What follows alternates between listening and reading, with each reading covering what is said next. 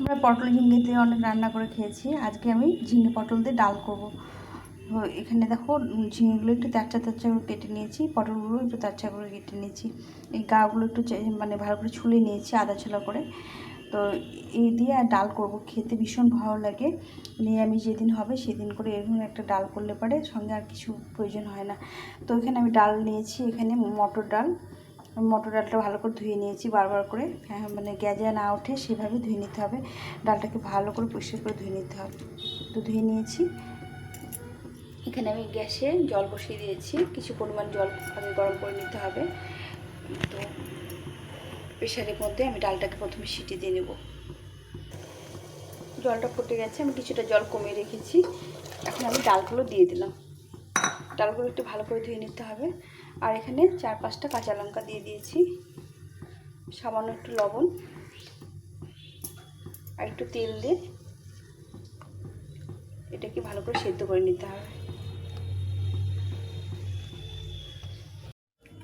ডালটা সেদ্ধ হয়ে গেছে, এইভাবে সেদ্ধ করে নিয়েছি, একদম গলা গলা করে নিইনি, মানে কি সেদ্ধ হয়েছে কিন্তু একদম এটা ঘেটে নেব না, এরকমই থাকবে। খেতে মানে এই ডাল সবজির সঙ্গে এটা খেতে ভীষণ ভালো লাগে।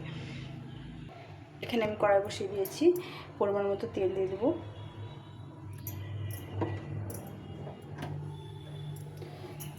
এখন আমি এখানে ফোড়নে দেবো 5 ফোড়ন নিয়েছি, তেজপাতা, শুকনো লঙ্কা, এটা আমি ফোড়নে দিই।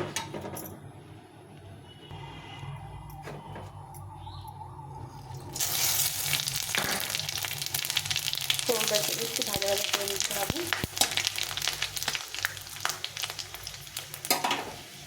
এখন আমি এর মধ্যে দিয়ে দেবো এই টমেটো কেটে রেখেছি। টমেটোটা একটু ভাজা ভাজা হয়ে গেছে, এখন আমি মশলা দিয়ে দেবো। লবণ,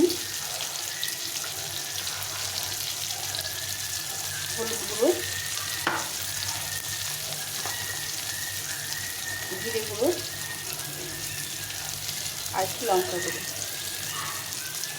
দিয়ে এটাকে একটু ভাজা ভাজা করে নেব।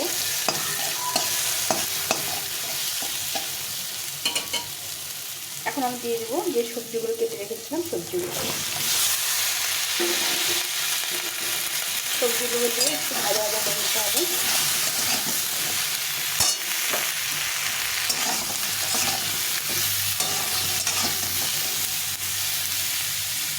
এর মধ্যে সামান্য একটু জল দিয়ে দেবো, দিয়ে একটু ভাজা ভাজা করে নেব।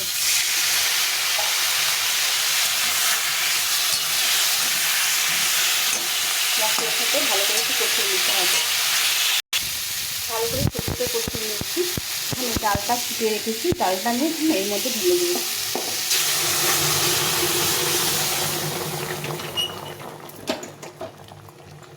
আর সবজিটাকে ভালো করে ডালের সঙ্গে সেদ্ধ করে নিতে হবে, যেন কাঁচা না থাকে। ডালটা হয়ে গেছে।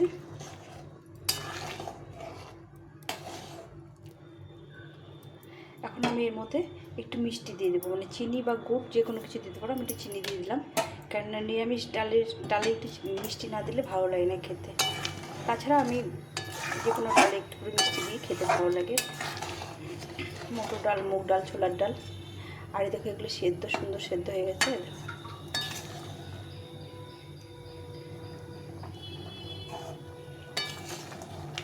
এখন আমি এটাকে নামিয়ে দিই। দারুণ সুন্দর লাগে খেতে। আমরা যে কোনো সবজি দিয়ে এভাবে ডাল খেতে পারি।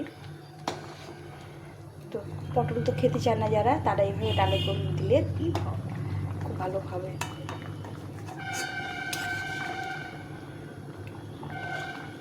এখন এটাকে নামিয়ে দেবো।